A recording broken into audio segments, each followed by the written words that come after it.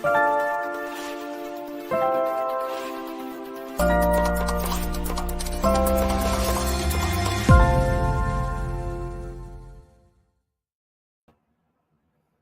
right. All right, How we doing, Jack? good, doing great. Just getting us dialed in over here on Instagram at the same time. Wonderful. Working. I did the. I hope you're okay with you being on the other side tonight. I saw. Oh wow, this part of the couch Shaked up. here feels okay. All right, yeah, new spot. Okay, thank you.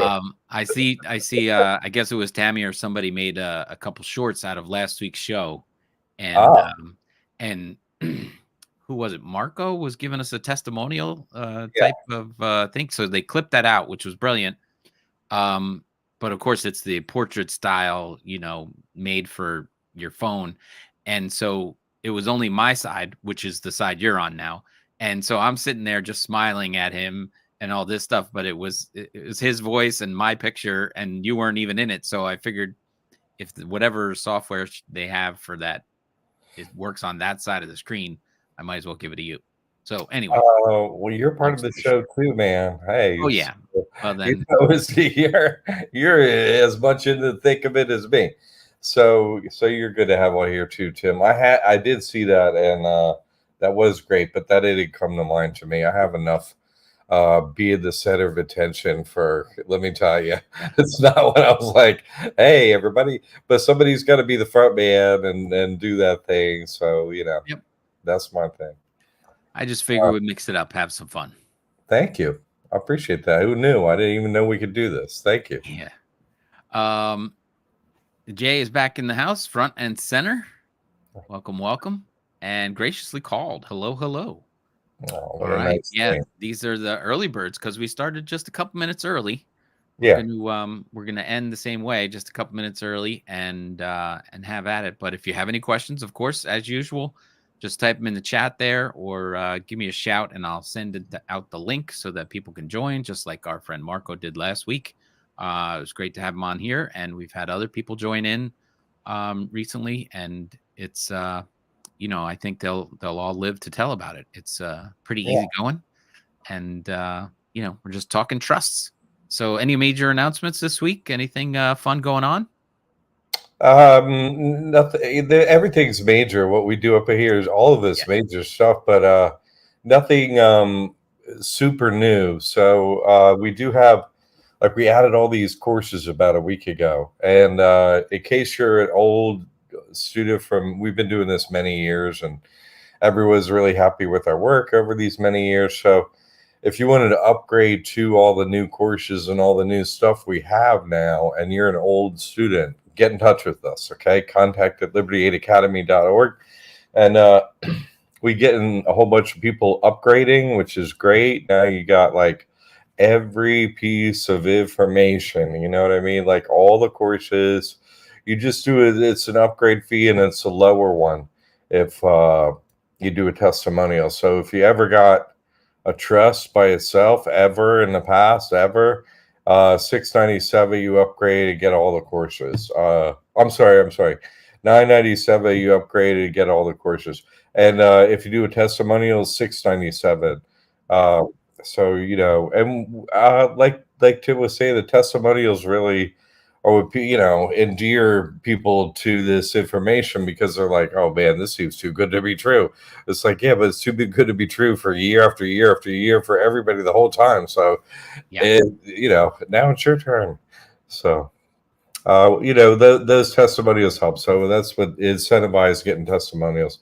If you ever got the McCaig Mastery Trust, then it's just $697 to upgrade to all the new courses, and if you do a testimonial, $397. So made it really affordable, because everybody's been supporting the work for many years now, and so we would have support back and be like, hey, it's not going to cost you an arm and a leg to upgrade to all the new information. You're doing the work. We want you to have it. We want you to be successful. Don't spend money on the government. Have us spend it on you. So it's important. All these little each piece of information, each course matters. It accumulates each thing. So Yeah. anyway, everybody join in if you're a past student, it's really affordable to upgrade to everything we have now. Okay, all new. Graciously called, saying that she's going to do a. I guess that could be a he as well. Sorry, but doing a testimonial suit that, and also got 2 trust bank accounts linked today for easy transfers. Very nice. Yeah, that's a good feeling, isn't it? It's like, okay, it comes in over here, and I'll put it over here. That one doesn't do anything, and it's like, what happened? Nothing. Oh, wow. What happened tomorrow? Nothing. You know what I mean? Like, Yep.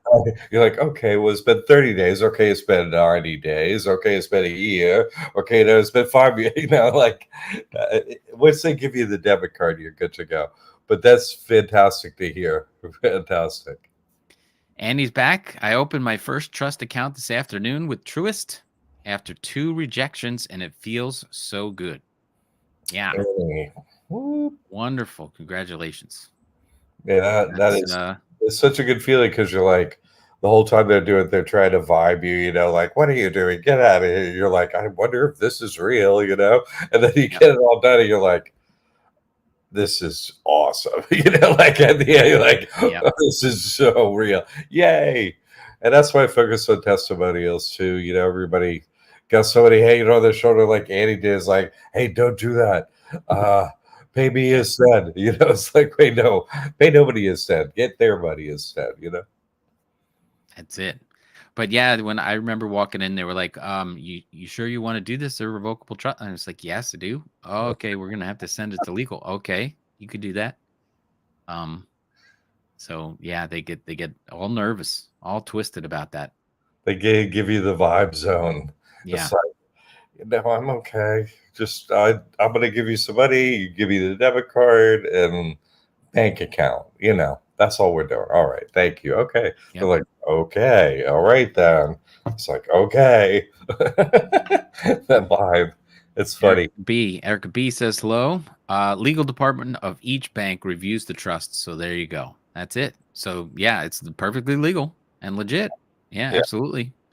It just makes you feel good when you can sit back and say, well, the IRS gave me the numbers and we put it together and I gave it to the bank and they have, high powered attorneys looking over all the kinds of documents. So must be good. Must be good. It's kind of nice that they give you like these extra, hey, we're going to really check on you. It's like, oh, I'm getting some I used to treat me like everybody else up in here. Now I'm getting some real service. Really? Mm-hmm. Okay. All right. It's concierge time. Very good. Thank you. Feel like you're rolling out the red carpet for you. And yay, the rejections got me confident to say what was, and I was very confident. Yeah. Yeah. You some people get nervous because of their programming and say stuff, but if you just bring a book and hang out or whatever, it looks like it's boring. They're just like, okay, let's just get them out of here. Here you go. Okay, bye. Thank you. Here's your debit card. See you later. Okay, see you later. No, that's good, Annie. I'm happy for you. Congratulations, definitely.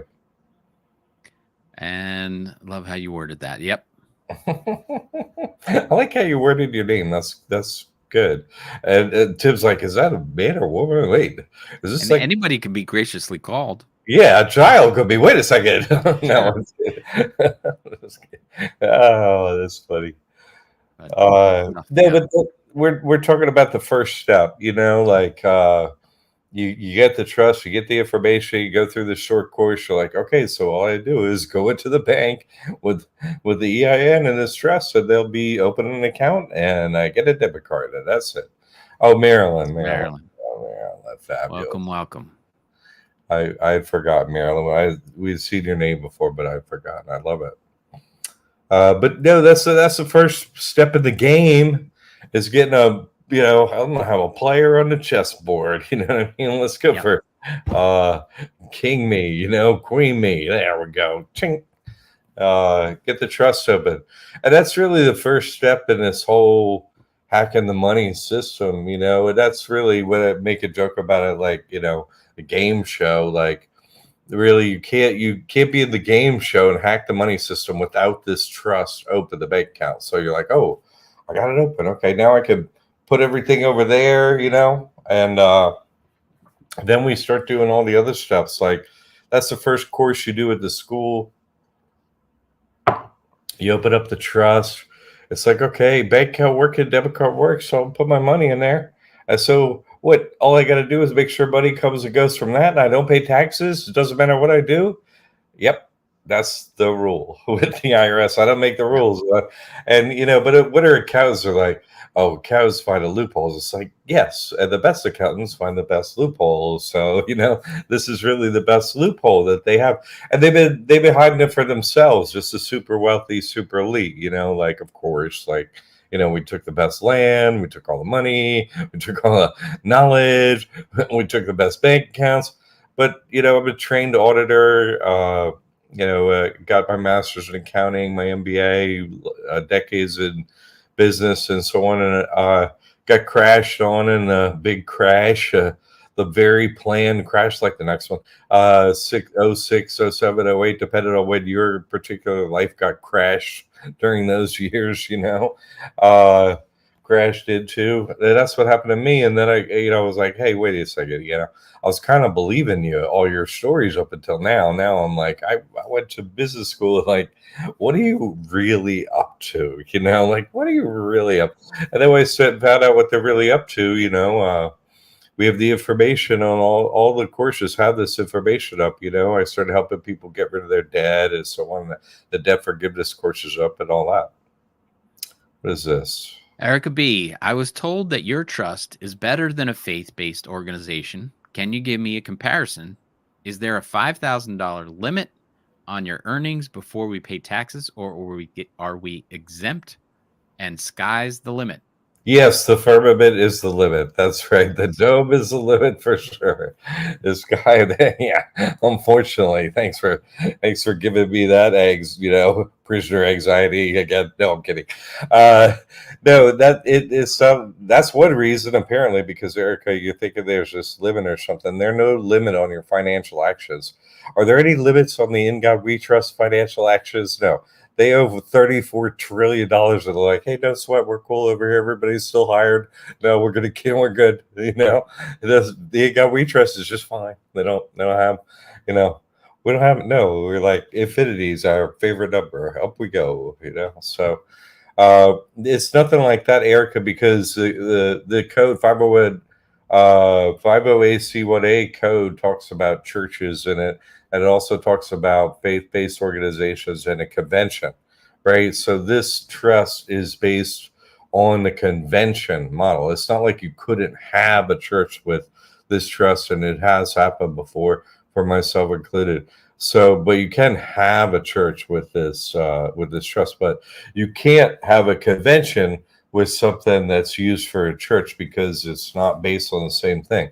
Because the church is really about an organization based on these ideals, and this organization is going to do this, and it's going to be focused on being a church and so on like that. That's fine, because the trust that comes from Liberty Aid Academy is completely broad. It doesn't have limits on it. So that's why it completely doesn't have any limits. So it could be a church, but it could be anything, you see. And what makes it, according to this code, different from faith-based organizations, although it's in the same area of the code, it's like comma, faith-based organization, comma, conventions, and or conventions. So it brings up convention, but a convention is a pact or contract or compact, like vow sold to the devil. Okay, let me sign right there on a dotted line. Okay, that's what it is. It's an individual. It's not an organization like a church, right? Individuals can sign, right, with God. Oh, I'm going to sign with God. I'm out of the In God We Trust here. Here we go. I've signed up with God. I've signed up with Jesus Christ. Here you go. I'm Christian now. That's it. And because in Acts 5, in the Bible, in the New Testament, you have to give up everything to God. That's part of being a Christian. You can't be a Christian unless you give up everything to God. If you go with the Bible as a Christian, so this satisfies that. You give up everything, you give it back to God, you give it back to Jesus Christ. You're just trustee now, own nothing, control everything. You see, so that is a secret to success. Like Vice President Nelson Rockefeller said, the secret to success is own nothing, control everything. So you sign, okay, I'm signed with Jesus Christ. So it's like, oh, okay, you have freedom of religion. I could give everything back to God. I'm trustee now. I own nothing. I control everything. I have the debit card, whatever. God trusts me. I trust God. Yeah, that's what happens, right? You sign it over. God's like, oh, you sign with me. I'll watch over you. So it's a Christian loophole in the tax code that you can individually sign with God. So that, Erica, is the difference. You see, like, we're not talking about an organization of individuals that are, loosely grouped together to have a church and who's going to organize that and stuff. It's not that. It's an individual signing, like, the Faustian deal with the devil, but the flip side.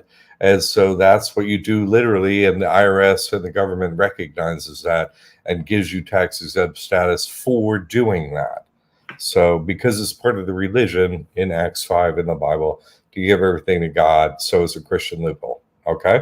Erica, great question. Thank you for that question. Beautiful. Valeria, hello, John and Tim and everyone. Yes, welcome. Ali wants to know when's the next reset date. It's always the same, man. What are you talking about?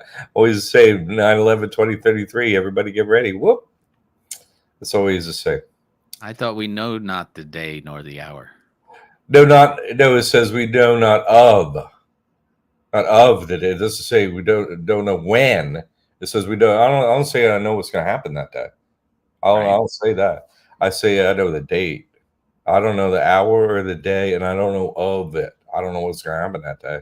I just know the date, and so do all of the fallen angels that are down here, and all the flag. And if you would, blah blah blah. I could go on for days on that one.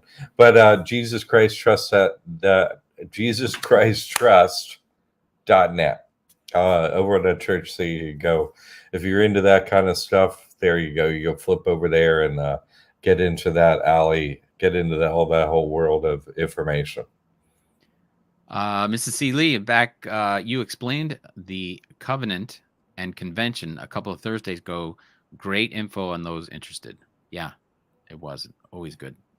Thank you, Mrs. C. Lee. That would a nice way to say it. But this comes up a lot for people. I've said a lot of times, and that's why I'm live. People like, say it again. Play one of my favorite songs. I'm like, no problem. Here we go again. I'll play an old favorite. That's right. It's my old favorite too. Play it again, John. Let's see. The best to start with first name, last name, trust. Then we do a religious sounding one that includes Christ or Jesus. I would in most cases. The answer is yes. If usually the one like a church, Christian sounded church name trust, be something really mainly only probably for real estate, or unless you want to do something like between a husband and wife or a joint venture with some other people or something like that. But yes, first to last name trust. You want to go to a bank, two separate banks, open up your first trust at two separate banks. Everything's open, and hey, I got my debit card. Everything's cool, Hey, you do that at two banks and it works, and it's so simple. Here's my ID, and you want to do that first and just get that under your belt and like, oh, okay, it's all real, everything's fine, and do that. I would recommend that. And then next, if you have a reason, to have a church sounded trust like the ones I just brought up, then I would do that next. That's what I would do, because it's just, there are no complications. You just sit there and do it, and it's like, it's open, and that's it. Got the debit card, okay, thanks, and then you're on to the rest of the courses, do whenever you want. So it's just for a reason. Open the church one. I did not do that myself first in that order, because I was just figuring this out many years ago with no problems or anything like that. I just would have flipped the order for making it easy, having done it for many years and so on. It's just easier. So if there's no real estate owned, then you don't need the Christ one.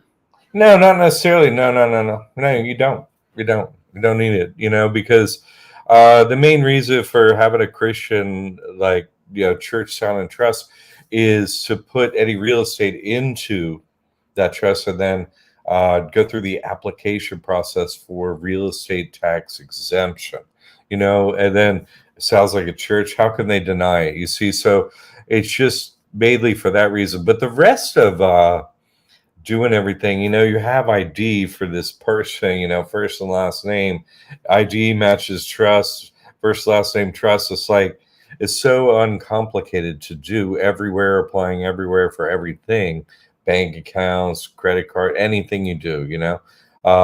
So it's just really easy to use that one, and it works out perfectly. So, Sandra, I recommend that just for easiness, but it doesn't matter a huge amount one way or the other. It really doesn't. I'm just trying to, you know, I'm not making it seem like, oh, you can't have a church name. We could do that first. I'm just recommending so it's easier. I just like this is the easier way. So, and these are the reasons why it's easier. So, but you could do it either way. All right, Sandra.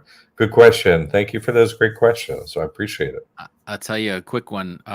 Doing real estate here in Greenwich, Connecticut, close to New York City, we've had some actors in town, and one of the actors, I won't name names, but had a big piece of property and had horses and sheep and all this kind of stuff, and he had his business advisor go down to the town hall and say, hey, this is a farm, we want the taxes reduced so that because we have a working farm.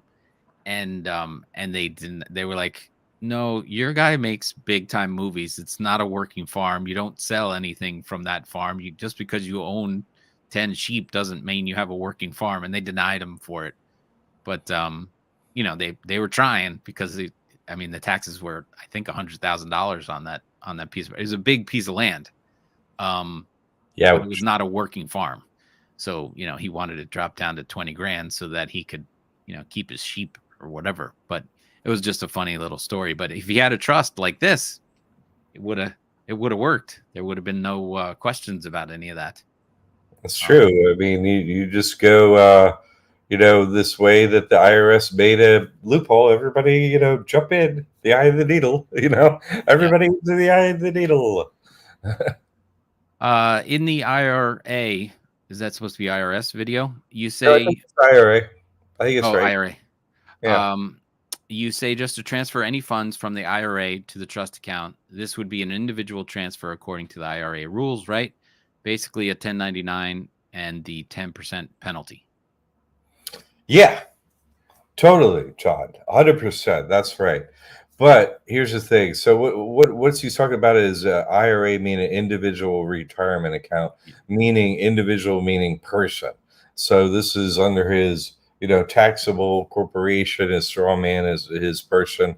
That entity has the IRA, right, with special rules, blah blah blah about taxes, right? That's what John's asking about. Just so let's bring everybody in here.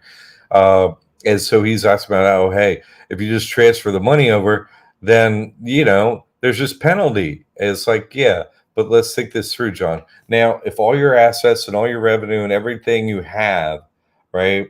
Everything your person had, you didn't have it, but everything in your person is taken out of your person and put into a trust, then your person, it doesn't have anything.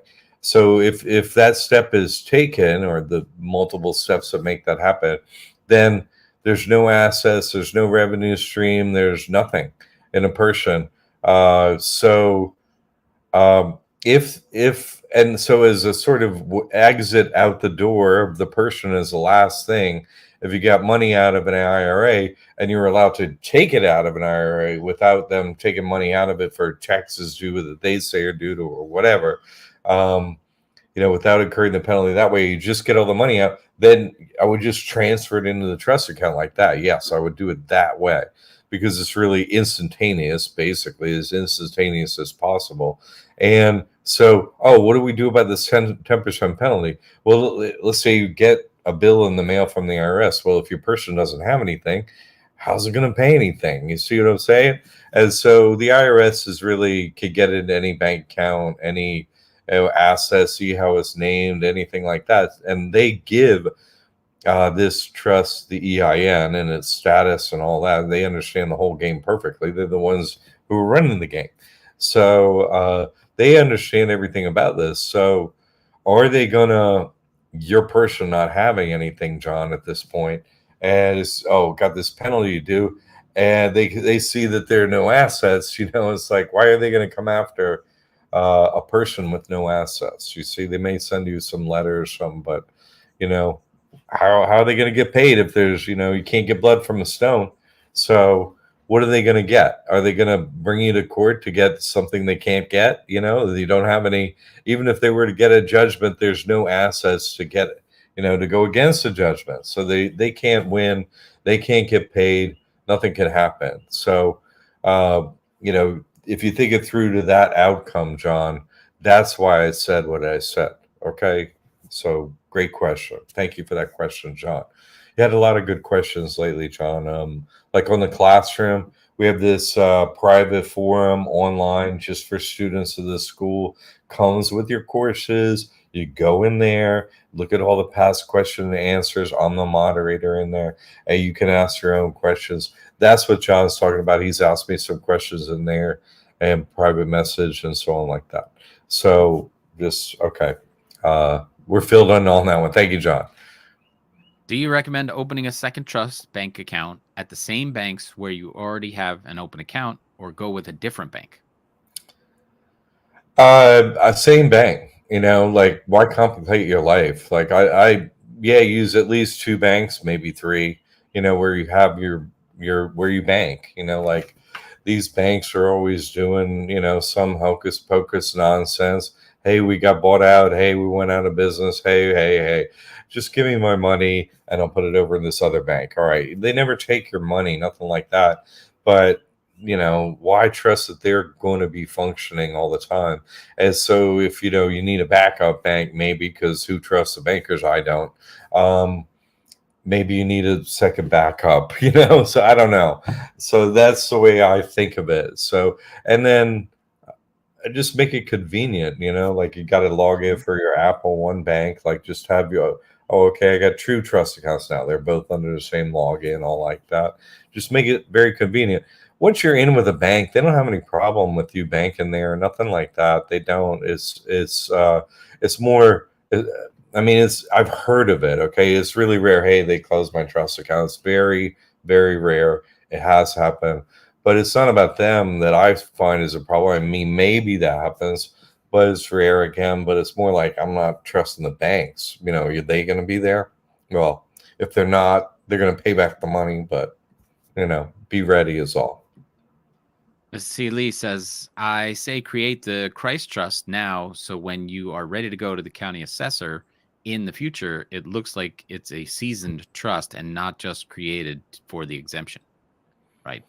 I mean, that's cool, Mrs. Seeley. That's cool. That's a good idea. Nothing wrong with that idea.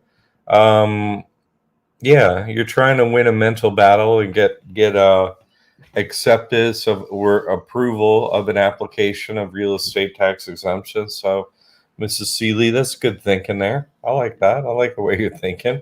Oh, you've been around a few years. Okay.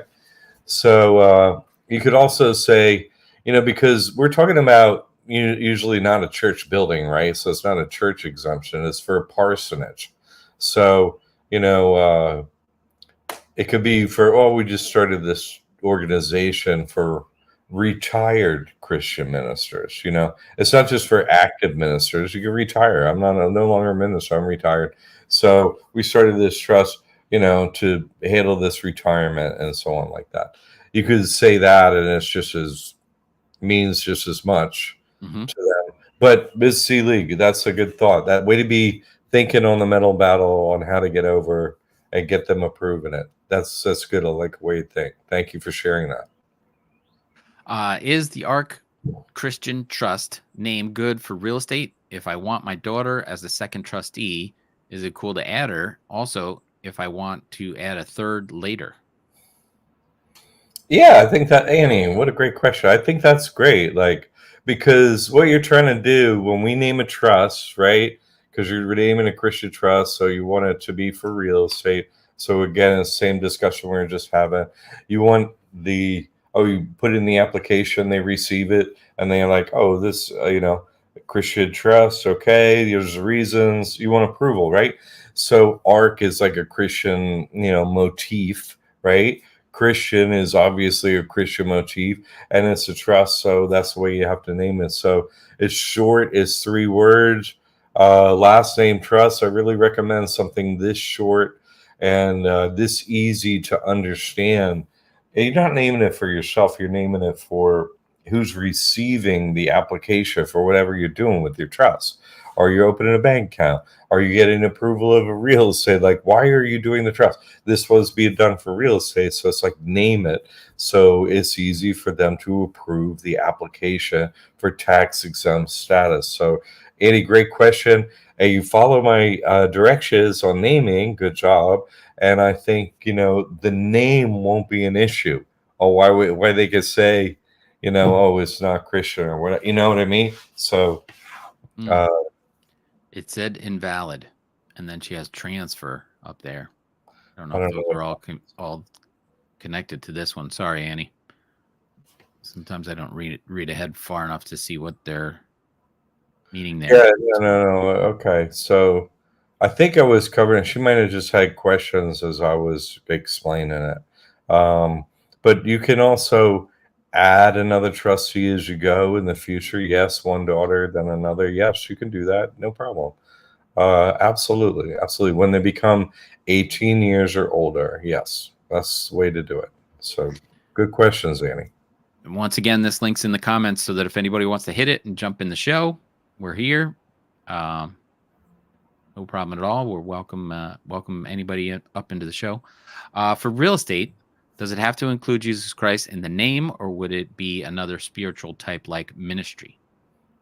I would suggest that it is 3 words long. Last word has to be trust. You have to fill in applications, so you want it to be short, so 3 words. And then one of the words be Christ or Christian. It's supposed to be a Christian nation. You're trying to get an application for like a religious tax exemption in the United States. You see? So you want it to be Christian. You see? You're using the name for approval of your application. That's why we name it that. And so that leaves 1 word undecided on what to name it, Christ or Christian for one of the word, last name's trust. And then in this last example, Annie used ARC, ARC Christian Trust. So, she followed my suggestion, and that's how I suggest naming it. That's in the course too. When you open the trust, that same information is in the course that I'm just talking about right here. But that's what I recommend, okay?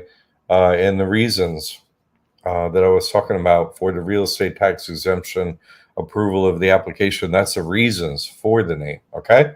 Good question, Sandra. Thank you. Erica B., I love your show. You guys are great. Is the first name, last name trust a convention as well, or just an irrevocable trust? It's both. That's not an either or convention or irrevocable. It's like I'm sided with Jesus Christ. Maybe that's not. That's not really good. The IRS doesn't. A revocable trust is seen as a tax scam by the IRS. Okay, so revocable trust, we don't talk about them. Those are basically all of them illegal, and that's what all accountants and lawyers recommend. So they're like getting you into this tax scam and screwing you over is so horrible. So irrevocable, as far as what that word means in relation to a trust, only means this, and it doesn't mean anything else. So we're talking about a tax code. Okay, we're not talking about what does generally irrevocable mean. No, it doesn't mean that. Irrevocable means I'm taking assets from this organization, a person, an LLC, what have you, doesn't matter, and I'm putting them into this trust. And I'm not going to be moving them back. I'm not going to move them back because, right, a person, LLC, something like that, that's taxable. Why would I move them back? I'm not going to move them back into the same organization. That would be revocable. I can revoke the tax status or revoke it back to the past tax status. But that would be idiotic to ever do that because this gets you out of paying taxes. So you would never do that. So a revocable trust is a total scam, and the IRS sees it that way and says it.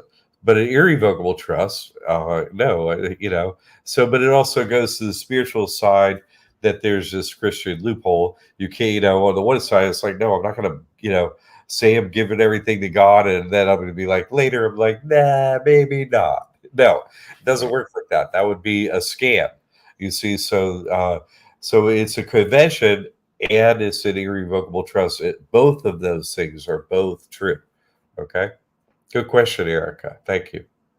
And John is asking, okay, should we expect that IRS would try to collect? No, actually, and not very hard because, like I said, they give the EIN for this. Right. They know exactly what you're up to. They know you beat them, but do you know? You see what I'm saying? They may send a letter. Hey, they may send a bill. They're always sending out a bill. How much does it cost to send out a bill? Maybe they get paid a whole bunch of money. So they're going to send out a couple bills. Might send some threatening words in one. It's like, oh well, you pay or else this too. You could owe us this too. It's like, yeah, but my person doesn't have anything, so whatever.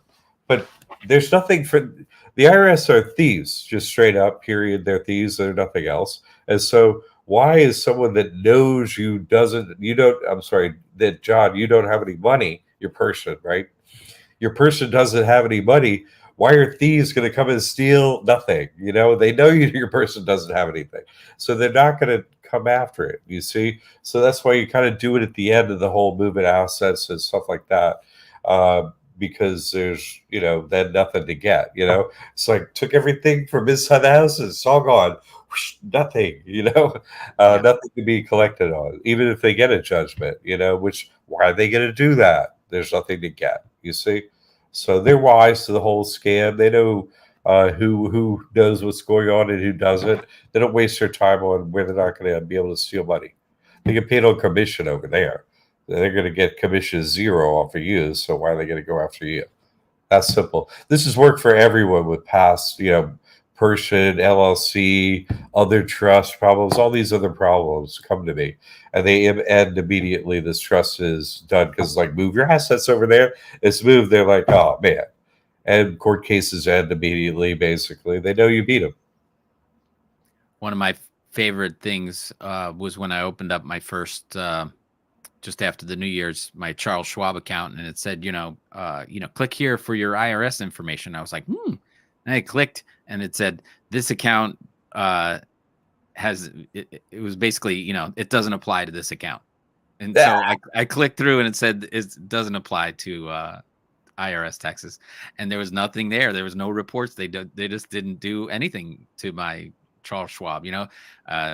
My kids who have their regular accounts, my wife still has a regular account. They got their tax information. They made $40 from the bank for interest or whatever it was. But this one, the Charles Schwab trust account does not apply. So I was excited to see that. I'm like, great. Everybody knows what's going on. It is. It's not there in like giant black and white placard on the wall. It's like, wait a second. All these got into this thing. You start to see it all as you start to use the trust. You're like, oh man, I am kind of special after all. Okay, look what I found out. I love it. Thank you, Chip. Marilyn says, I have my first name, last name trust, and my service through Graciously Called Ministry. Do I need a trust for that, a DBA, or how do I operate the service ministry properly under a trust? You could do anything under a trust. It doesn't matter what it is. Just don't do anything illegal. That's all. It doesn't matter what you do. You could do a ministry under a trust. Obviously, you sign your soul with God, and so that trust is good as any trust to do it under. You could, if you want to, have another trust, but you certainly don't need it for that reason. Absolutely, you don't. For anything, like you get a payment gateway through your first and last name trust. Everybody knows it's you. You got the ID for it and all that, so you don't have to get another trust. You could, if you would choose to. There's not really a particular reason to do so, but you could.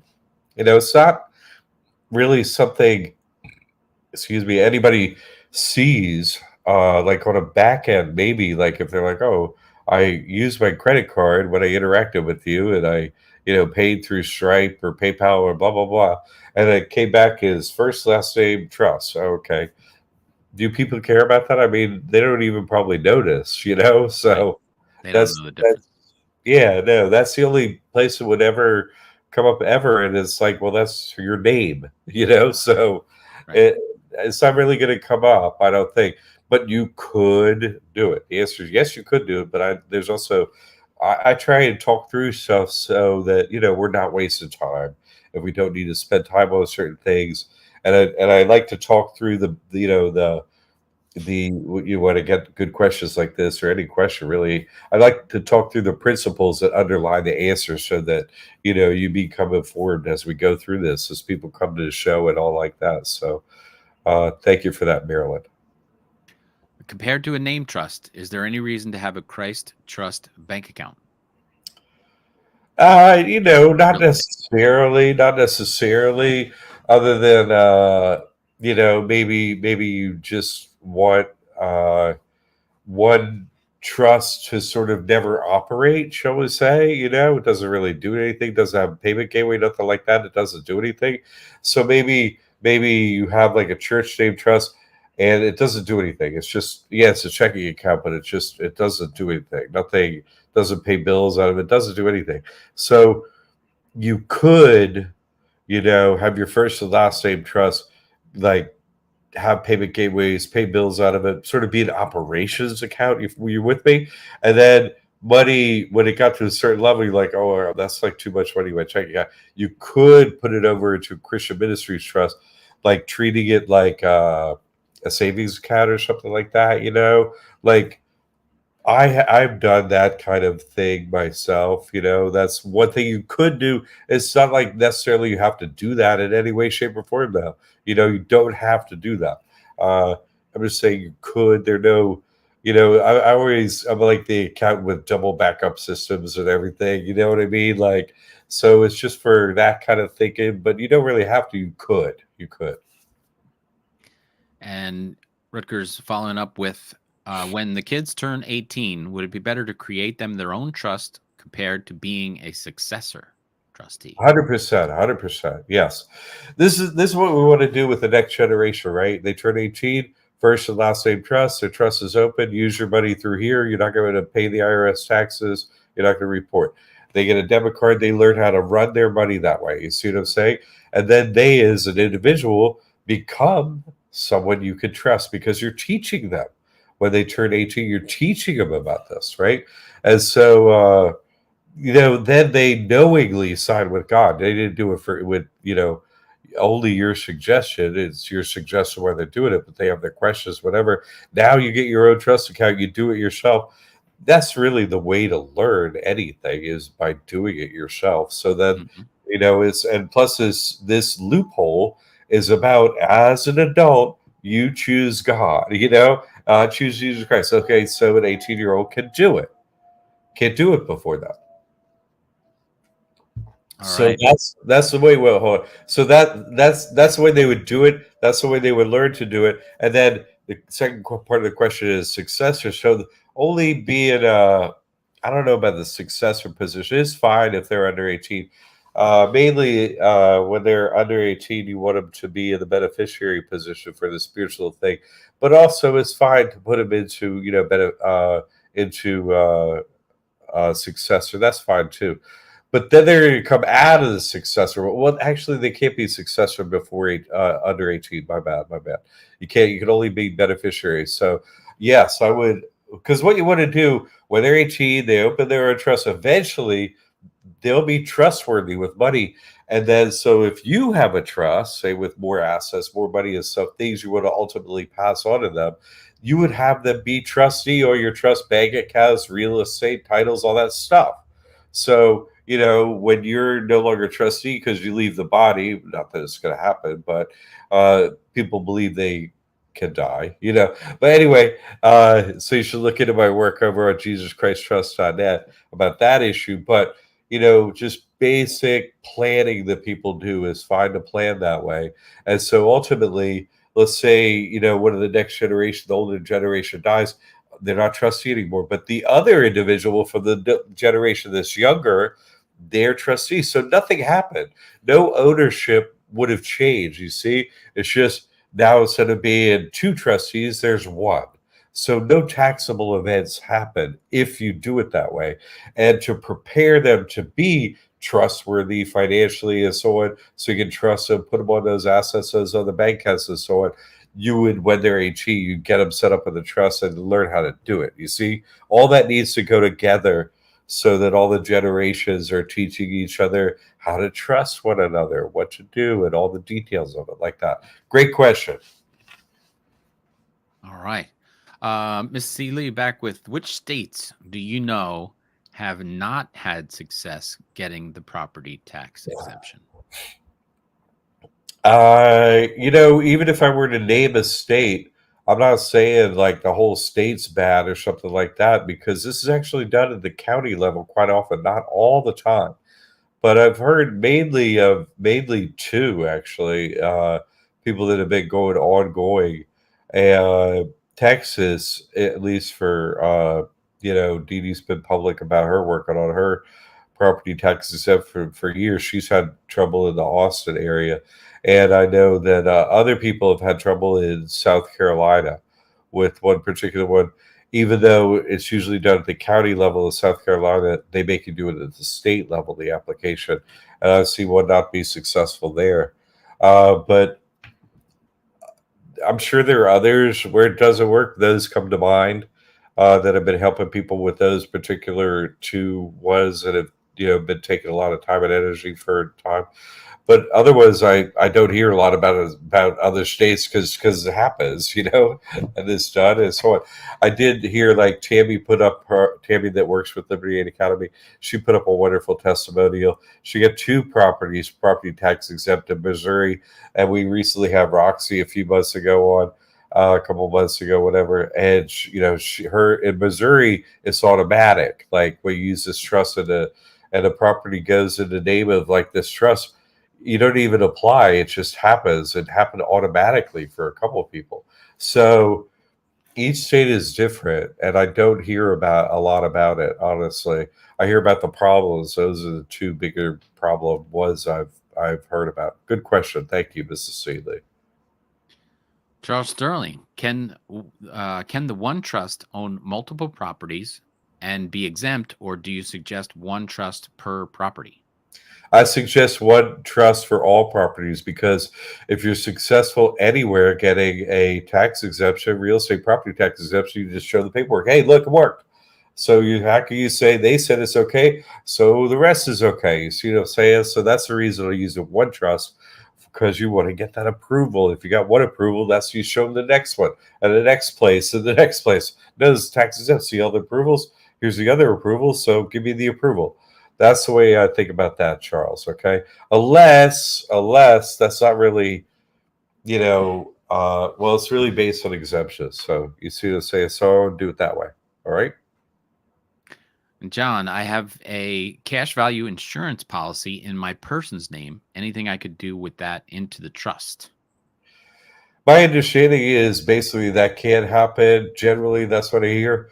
And then once in a while, I've heard, no, I called and my place said they could put it in a trust. So I don't know if that ever happened, but it would be something you could ask the insurance policy. Can I put this insurance policy in the name of a trust? I don't see insurance policies as very valuable thing. I don't like betting on death. I have too much information on stuff like that. Like it's sort of like its own little spiritual, casino craps table thing. I don't go in for all that money thing over there. You could be using your money for other things yourself, John. So, I wouldn't leave things over in the person like that. Could be a valuable asset. And so if you move that asset elsewhere to the trust, it won't be taxed. You could do whatever you want with this under any rules in a particular place. Maybe you get paid, maybe you don't, maybe this, maybe that.